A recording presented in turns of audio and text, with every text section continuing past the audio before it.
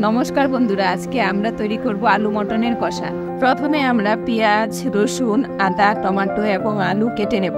এরপর টমেটো, আদা, পেঁয়াজ, রসুন, কাঁচা লঙ্কা, শুকনো লঙ্কা, দারচিনি, এলাচ, জিরা, ধনিয়া পরিমাণ মতো জল দিয়ে মিক্সিতে পিষে নেব।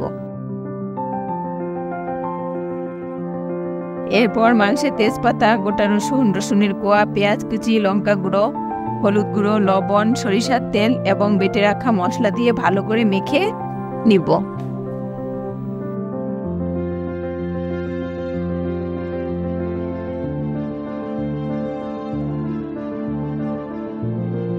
কড়াইয়ে সরিষার তেল দিয়ে আলুর টুকরোগুলো লাল করে ভেজে নেব।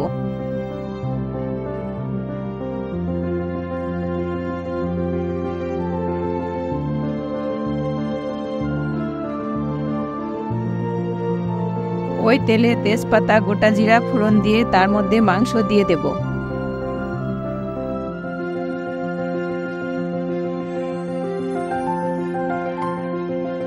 মাংসটা একটু হয়ে আসলে তার মধ্যে অল্প পরিমাণ চিনি ও আলুর টুকরোগুলো ঢেলে দেব।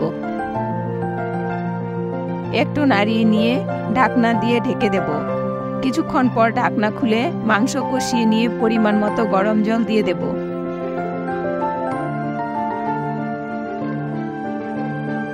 মাংসটা হয়ে গেলে মিট মশলা দিয়ে ভালো করে কষিয়ে নিয়ে নামিয়ে নিলেই হয়ে যাবে আলু মটনের কষা।